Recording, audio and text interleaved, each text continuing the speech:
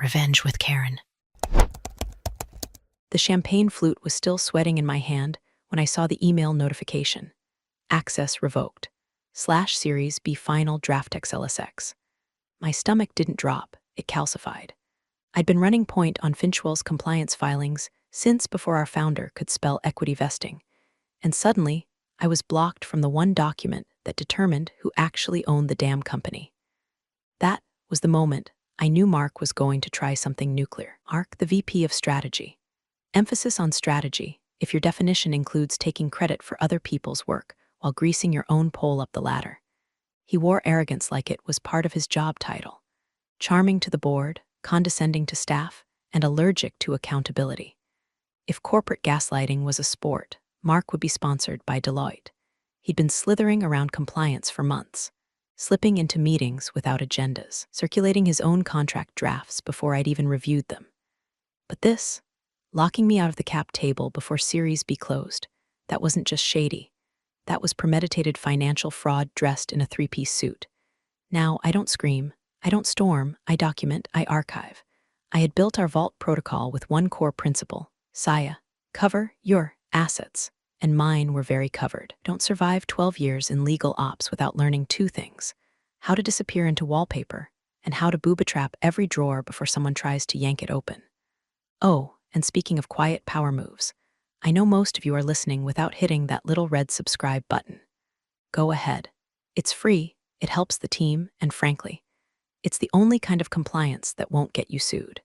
And if this story pisses you off the way it did me, click that like too, because what's coming for Mark deserves an audience. Now, let me paint you a picture. I'm sitting in the corner of the Finchwell legal bullpen. It's the kind of workspace they call collaborative when they mean no doors, no boundaries, and zero respect. I've got 2 screens, 3 color-coded binders, and an ulcer that kicks like a mule every time someone forwards a red line after 6 p.m. On my desk, a rubber plant named Margaret is the only living thing in the department who doesn't pretend she doesn't know me. Mark strolls by around noon, holding a kombucha and wearing a smug little smirk like he just bought Ethereum at $2.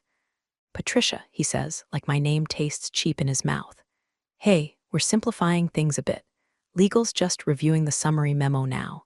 No need for deep dive on the doc versions. You've got bigger fish. What bigger fish, Mark? My entire job is the doc versions. You think I sit here alphabetizing lunch receipts? Then I see it. On the whiteboard in the glass war room he's claimed as his personal fiefdom, submit final Series B draft by 5:00 p.m. Friday. Underlined, with a smiley face. There's no meeting on my calendar. No request for review. He's cutting me out. Here's the thing about being cut out. When you're the person holding the keys to the entire damn building, you start unlocking doors they forgot even existed. I open our old backup directory. Sure enough, there it is, an unprotected upload folder for the junior analyst training pipeline. Mark's been using it to trial alternate versions of cap tables. Interns click through them thinking they're training exercises. But I know the naming scheme. I find one labeled Series B Draft Alt Final Actua L Final REA L Final V9. XLSX. Bingo. I open it, and every clause I built to protect early investors is just gone. Gone like we never raised seed, like the people who took a bet on us during the pandemic don't matter anymore. And there's a new line, wedged in under the allocation table. Named Transition Officer. Mark Ellis, he's trying to name himself the gatekeeper. That role controls vesting schedules, unlocks executive equity, and if approved by the founder, grants early exit options in an acquisition. Translation: he's giving himself the keys to the kingdom and a rocket ship out of here. The worst part, if I hadn't checked that backup folder, I'd never have known. But I did. And now Mark had a deadline. Too bad he didn't realize I did too. The next morning, I logged in to finalize the Series B packet like I'd done a dozen times before. Only this time, the folder was empty. I wasn't talking a missing file or a misnamed version. The entire directory was gone from my access tree. I messaged IT, got the corporate equivalent of a shrug, access parameters adjusted at VP discretion. Request permission through appropriate chain. Chain, right, that would be Mark. My desk phone rang a few minutes later. Not Teams, not Slack. Phone, that's how you know they're trying to keep things off record. Patricia, hey. Yeah, we're centralizing the final review process. Nothing personal, this level of funding, it's just bigger picture stuff now. Translation, sit down, shut up, and stay in your swim lane. I thanked him with all the warmth of a fax machine and hung up. That's when a chat popped up in the corner of my screen. Jacob A. Hey, not sure if I was supposed to see this. Found it on the shared folder mark dropped for onboarding. Thought you might want a copy. Attached was a file. Series B compiled V Final XLSX. No caps, no passwords, just sitting in an open folder like it wasn't worth the digital paper it was written on. Jacob was new, quiet. Probably still thought we were the good guys. I clicked, and what I saw made me taste copper. Gone were the drag-along rights. Gone were the pro rata protections. Gone was the unanimous board approval clause for early vesting. Instead, there was a shiny new line buried halfway down the summary page. Named Transition Officer. Mark Ellis Vesting Acceleration, triggered upon Series B closure. And right below that, Performance Bonus Pool, discretionary, allocated by NTO. He was building a golden parachute for himself and cutting the cord to everyone below. Here's the part that made my spine go cold. This version looked official. All the formatting, watermarks, footers. If I didn't know better, I'd think it had gone through legal, which was the point. The guy wasn't sloppy, he was strategic. He doctored this with the kind of plausible deniability only the guilty can afford. And now it was in motion. No alerts, no flags. Nothing to stop it but one woman in flats who still brought her lunch in a Pyrex. So I didn't panic. I documented. I opened the last version I had touched, 4 weeks old but fully certified. Every clause intact. Every contributor logged. I created a mirrored version with fresh metadata, tied it to my compliance vault token, and locked it in. Then I drafted an amendment note, updated per original terms. Realigned with grantor agreement dated prior to Series B preparation. I saved it as Vault version Final LC signed XLSX. I shut off the lights in my office and stared out over the parking lot. Below, the executive team was posing for a photographer on the back steps, Mark at the center, arms crossed like he invented the concept of scaling a company. It was a good shot. I hoped he liked it, because it was going to be the last time he looked like he knew what the hell he was doing. I didn't tell anyone what I'd found. Didn't escalate. Because if there's one thing compliance teaches you, it's that the louder someone yells, the more likely they're bluffing. And Mark, he was about to hit send on a bluff worth $48 million, and I was about to let him. It was Friday afternoon when the calendar ping hit. Series B celebration, 3:30 p.m. CEO's Lake House, business casual sparkles. The sparkles was Mark's touch, like he was emceeing a prom for sociopaths. The entire invite reeked of smug overcompensation. Hadn't been looped on the Series B closing in any official capacity. But suddenly, I was welcome to sip rosé with the execs in rented cabanas like a good compliance mascot. I ignored it, at first. Then the follow-up came through. Patricia, Mark asked if you'll be attending. Said he'd really appreciate your presence. Wouldn't be complete without her. Cute. The kind of cute you find at the bottom of a bag of moldy peaches. So I went. I wore navy slacks, blouse from 2 years ago, and flats that said I'll smile, but I won't fetch your drink. The lake house was every bit the cliché. Deck wrapped around a perfectly still reservoir. Caterers in branded polos. Congratulations, Finchwell, spelled out in metallic balloons that shimmered like someone held a Pinterest board hostage. The VCs were already there, polished, buzzed, and bored. Toasts had started. Laughter floated out over the water. And there was Mark, holding court in salmon shorts and a linen shirt unbuttoned 1 notch too far. He saw me, smiled like a cat about to introduce a mouse to polite society. Patricia, you made it, he called out, striding over, wine in one hand, USB stick in the other. He leaned in as if we were old friends swapping gossip. Don't submit that version, he whispered. His breath smelled like elderflower and entitlement. Just use this one. It's already cleaned up. Faster for everyone. Tucked the USB into my hand like it was a favor, like he was doing me the courtesy. I gave him a small, practiced smile, something between corporate compliance and a death row priest. Then I excused myself. The house had a second floor, a guest bedroom that looked untouched, with a fake coastal painting above the bed and a nightstand stacked with unread finance books. I shut the door, sat down on the edge of the bed, and pulled my laptop from my bag. No Wi-Fi. No problem. I opened the USB. The file inside was labeled Series B, Final No Real Final Approved XLSX. Mark must have thought he was being clever. I wasn't surprised anymore. The same red flags blinked at me like hazard lights. Mark listed as named transition officer. Accelerated vesting for himself and 2 of his drinking buddies on the exec team. Performance bonuses redistributed. Investor protections stripped out like they never existed. Dirty sleight of hand buried under clean formatting. He hadn't changed anything since the analyst version. He just dressed it up for a final act. My pulse was steady, but I could feel the back of my neck go cold.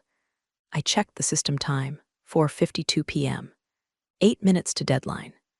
I minimized the window and opened mine, the version locked to my compliance token, backed by the vault, digitally signed and timestamped days ago. There was no question what was legal. No question what was real. I stared at the screen for a long second, then whispered, "You should have left me off the invite, Mark." The clock ticked, the file glowed, and in the background I could hear laughter echoing up the stairs. They were celebrating, but not for long. The USB clicked into the port with a sound that felt louder than it should have, like the universe was warning me this wasn't just a file transfer. It was a trigger. The screen flared to life. The spreadsheet auto-opened, polished and precise. Page 1, cover tab with the Finchwell logo, Mark's name listed as primary contact. Page 2, investor allocation summary, curated to flatter the Series B syndicate. Page 3, executive compensation tables, revised bonus tiers, all perfectly reasonable. Almost, I scrolled, and there it was. Page 7, the final page. Named transition officer. Mark Ellis vesting schedule. Accelerated, effective upon submission performance bonus pool. 12% of Series B raised discretionary allocations. Under authority of NTO, it was all laid out. No red lines, no change tracking, just a finished symphony of self-dealing. And worst of all, the early investor protections were gone. The rights of the people who risked it all when Finchwell was running off ramen and unpaid interns. Erased. Drag-along clause deleted. The liquidation preferences watered down. The board approval requirement for vesting changes gone without a trace. Mark had rewritten history, and if I submitted this version, he'd get away with it. I hovered over the timestamp. 4:57 p.m. In another 3 minutes, Finchwell would officially close its Series B. The clock wouldn't care which file went through, only that a file did. I pulled out my compliance token, sleek little cylinder with a blinking blue light and a biometric scanner, the last vestige of my authority. I scanned my thumb, the vault opened, my version loaded, full investor protections intact, vesting schedules approved by board, no discretionary pools, transition officer field left blank because it was never supposed to be filled yet. I attached the certified timestamp. Digital signature locked, logged it to the audit trail. Then I flipped back to Mark's file. Sat there? Because here's the thing they don't tell you about whistleblowing or doing the right thing. It doesn't feel noble in the moment. It feels terrifying, like you're about to detonate your own job from the inside and hope the building lands on the guy who lit the match. My hands didn't shake. My jaw did. 4:58. I took a breath. 4:59. And I hit delete. Gone. The USB still sat there like a guilty cigarette butt after a fire. I pulled it out, dropped it into my purse, and closed the laptop. The silence in that guest room felt like the pause before a verdict. I stood, straightened my blouse, walked back downstairs. The party was in full swing. Mark had his arm draped over the founder's shoulder, both of them grinning like frat boys who thought the keg would never run dry. A toast was being proposed, to bold decisions and brave futures. I poured myself 2 fingers of the Chardonnay no one wanted, and sipped. No one noticed the shift in the air. But in precisely 2 minutes they would. The first sign something was off wasn't the sudden silence. It was the way the string quartet stopped mid-song, like a violinist caught a ghost in the corner of their eye. The laughter hadn't even died yet when the tires crunched on the gravel outside. 3 black subs, no logos, no hesitation, just synchronized purpose, like they were choreographed by litigation itself. The front door creaked open. In walked the founder. Not the glossy press release version in a hoodie and mission statements. No, this was the real founder. The one who hadn't been seen at Finchwell in almost a year. The one who hadn't returned board emails. The one who built the company out of a garage and swore he'd never let it turn into a spreadsheet circus. Behind him, a parade of power. 48 investors. Men and women in custom suits, with eyes that had seen startups rise and fall like dominoes in a monsoon. And in the middle of them all, moving like a guillotine on legs, was a man in a dark gray suit with a leather binder tucked under his arm. No badge, no small talk, just presence. Mark froze mid-toast. Founder, he beamed, recovering fast. This is a surprise. You didn't say you didn't have to, the founder said, brushing past him. Room was still holding smiles like props at a bad theater audition. No one knew what to do. Then the man in gray stepped forward, placed the binder on the marble kitchen counter, and flipped it open with one finger. This, he said, voice calm as a morgue, is the real cap table. Time-stamped. Vault certified. Full compliance chain. He paused. Yours was never valid. You could actually hear the room blink. One of the VCs set down their champagne glass quietly. Another checked their phone and then put it away slowly. Mark laughed. Just once. Too loud. Sorry, I'm not sure I follow. We submitted the file. It had all the updates the lawyer didn't even look at him. He pulled out a thin folder and slid it across the counter toward the founder. Included here are the metadata logs showing the deletion of an unverified version at 4:59 p.m., followed by the formal locking of the certified document by the vault administrator. He turned his head just slightly, looked at me, didn't nod, didn't smile, just acknowledged. And in that moment, every silent alarm in Mark's skull must have gone off at once. Wait, Mark stammered, palms out like he could physically push this moment back in time. There's clearly been some confusion. Patricia didn't have clearance to. She never lost clearance, the lawyer said. She had control. The founder stepped forward, opened the binder, and tapped the signature page. This is the only version we'll be honoring. Mark turned to me then. The first time he'd looked me in the eye in weeks. His lips parted, but I didn't speak. I didn't need to. The wine in my glass tasted better than it had all night, and somewhere behind me, the string quartet picked up again. But they weren't playing for Mark anymore. Binder was still open when the lawyer calmly flipped to the final page. No drama, no flourish, just precision. Like this was all part of a long, methodical funeral, and he was the undertaker. He tapped a line with one gloved finger. Per compliance protocol, the Series B grant requires designation of a named transition officer to authorize vesting acceleration. Then he looked up. Deadpan. Clinical. So, who's the named officer on record? The room froze. Mark blinked again, then opened his mouth. Well, the version I submitted, you didn't submit a version, the lawyer cut in, his voice still oddly gentle. You attempted to, but it was deleted. At 4:59 p.m. The only certified version was uploaded by the vault keyholder, whose biometric ID has been on record since 2019.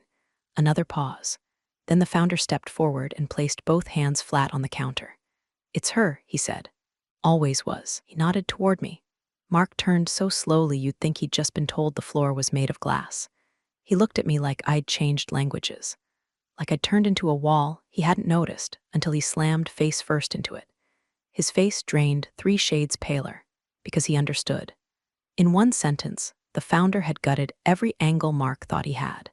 If I was the named transition officer, the moment Mark removed that clause from his version of the file, his own vesting acceleration became void. It had never been triggered. No vesting meant no bonuses. No bonuses meant no early exit. No exit meant he was just another employee, stuck holding a flaming bag of shareholder lawsuits. And worse, it meant every change he made, every deletion, every manipulation was done without authority. Unauthorized tampering with investor-facing documents. Personal gain. That binder in front of the founder wasn't just a spreadsheet. It was a fuse. Mark's eyes flicked around the room, searching for an ally. The CFO had stepped back. The general counsel was staring into his glass like it held the secrets of the universe, and the founder, still just watching him, like a man watching a raccoon try to open a locked dumpster. Mark turned to me. One last, desperate flicker. Patricia, this is a misunderstanding, right? We're all trying to get this closed. I didn't speak. Because silence was the only answer that mattered. What was I going to say? That I'd seen this coming? That I'd left the named officer field blank on purpose in every previous version just to see if anyone would try to fill it? That I'd told myself 2 years ago, after the first time Mark tried to hijack a draft, if he ever gets close again, I'll be ready? I didn't have to. It was all there in the logs. In the metadata. The binder. Mark stepped back like the air had turned thick. His mouth opened again, then closed, like he'd finally realized every move he'd made was visible from space. The lawyer shut the binder. Mark reached for his glass, missed it, and bumped the counter instead. He didn't notice, but I did, because that tremor in his hand, that was the sound of someone learning they were never in charge. They were just playing dress-up with someone else's keys. Lawyer adjusted his tie like he was settling in for a final act. The kind of gesture you make right before delivering news that ruins someone's month, maybe year. He turned toward me, slow, respectful, like he already knew the answer but wanted the performance to have its proper weight. "Miss Carr," he said, "do you have the vault key?" I didn't answer right away. I reached into my purse, the same black tote I'd carried for years, one Mark once referred to as Mary Poppins meets IRS. I pulled out a matte black token, oval, cold to the touch. No one in that room had ever noticed it before. Of course they hadn't. It wasn't a badge. It wasn't status. It wasn't something you bragged about in a Slack channel. But it was the reason their company wasn't already halfway to indictment. I handed it to the lawyer wordlessly. The token blinked once, blew, then glowed steady. He placed it on the table beside the binder and connected it to his laptop. With one click, the screen populated. A full ledger of every document uploaded, amended, submitted, or even touched inside the Finchwell Compliance Vault since 2017. Every user, every version, every digital signature. There, highlighted in red, user Mark Ellis action. Attempted override of Series B compiled v final XLSX timestamp. 4:58:17 p.m. result. Rejected by Vault admin L. Car log note unauthorized vesting edit detected. Submission blocked. I didn't say a word. I didn't need to. But I did allow myself one soft sentence, barely above a whisper. Every change was documented, including who tried to tamper with it. Mark made a noise, half breath, half choke. The founder looked at him with a face I'll never forget, not anger, not confusion, just disgust. The kind that says I trusted you near my company, and now I can't trust you with my garbage. Then came the words, the quiet ones, the ones that stick. You just triggered a fraud clause. Mark blinked. What? No, I mean, it's just a look, I didn't submit anything. I was going to run it by, the founder didn't raise his voice. He didn't have to. Drafted it. You deleted clauses. You named yourself transition officer. You attempted to submit it for approval while intentionally bypassing compliance review. That's textbook document tampering with intent to defraud shareholders. Mark's mouth hung open. The room wasn't even breathing. One of the investors, an older woman in a navy dress who hadn't spoken all evening, let out a small, very amused exhale. Mark turned toward the lawyer. This doesn't have to go formal, right? I mean, we can just roll back to, but the lawyer was already opening a second folder. Inside, a printed copy of the Series B grant schedule, signed by all lead investors, contingent on vault certification. Contingent on my approval, which meant that even if Mark had succeeded, the deal would have collapsed the moment the investors ran due diligence. The founder closed the binder, stood up, and said, "Get him out of here." Mark stammered something that sounded like clarify, but mostly came out as air. Two internal security officers stepped forward, not in suits, but the discreet kind who look like background furniture until it's time to move someone. They didn't touch him, didn't need to. Mark walked out, shoulders rigid, like he still thought posture might save him from a subpoena. I watched his back until the door shut behind him. No gloating, no applause, just the hollow click of a man walking off the stage he thought he built. And me? I exhaled. Not relief, not pride, just reset, because we weren't done. Not yet. The room slowly began to rehydrate, like a glacier thawing under fluorescent lights. Conversations resumed in fractured, hushed bursts, investors checking their phones, the CFO typing furiously into Slack, someone nervously asking where the caterer had gone. No one made eye contact with the founder. Legal counsel snapped his laptop shut with the finality of a judge's gavel. I was still standing near the marble island when the founder turned toward me, his voice stripped down to something real. Something tired. "Patricia," he said, "the board would like you to step in. Interim compliance officer, effective immediately. No ceremony, no handshake. Just a request that carried the weight of institutional trust, rebuilding itself on the bones of a failed con." I nodded once, not out of shock, but because I had known. Maybe not the when, but the how. I knew someday Mark would overreach, and I'd be the last safeguard standing between Finchwell and a class action apocalypse. "I'll need my laptop," I said simply. One of the executive assistants, eyes still wide from the fallout, rushed out to retrieve it. She returned moments later with the leather case I'd left upstairs, clutching it like it was radioactive.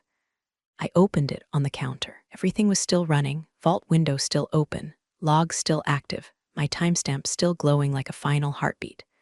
Mark was gone, escorted, not fired.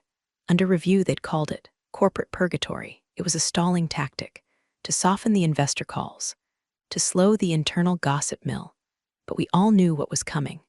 That binder didn't just prove manipulation, it showed intent. And the moment that word lands in a lawyer's mouth, conversation shifts from mistake to liability. Still, I didn't gloat.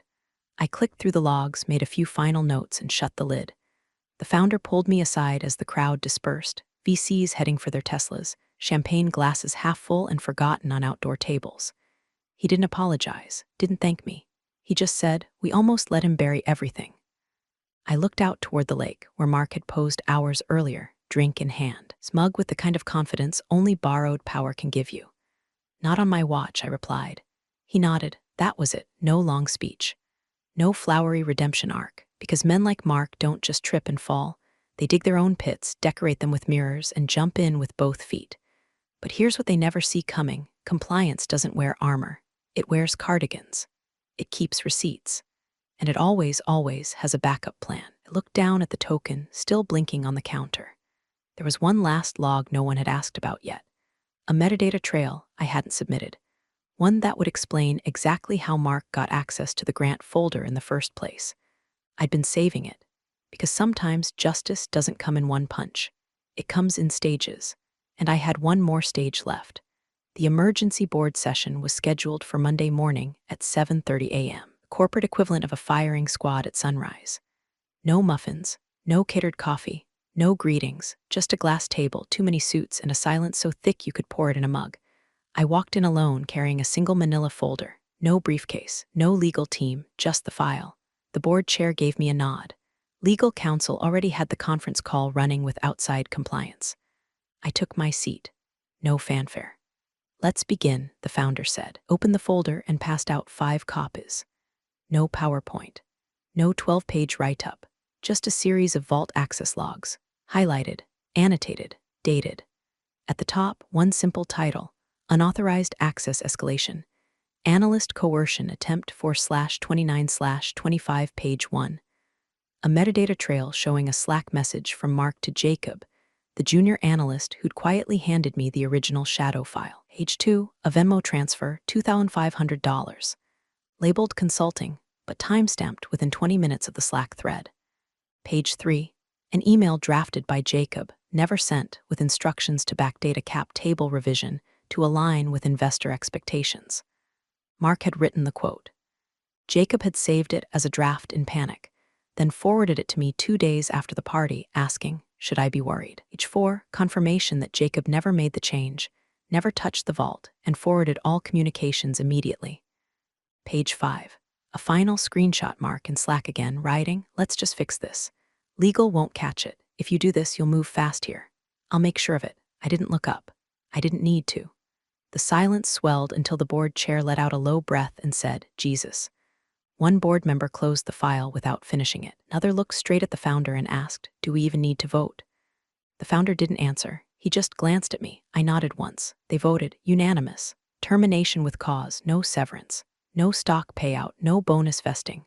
And yes, the SEC was notified. The CFO stood and left the room to initiate the necessary filings.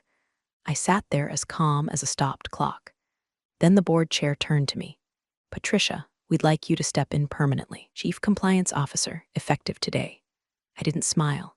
I just stood, walked to the head of the table, and opened my laptop.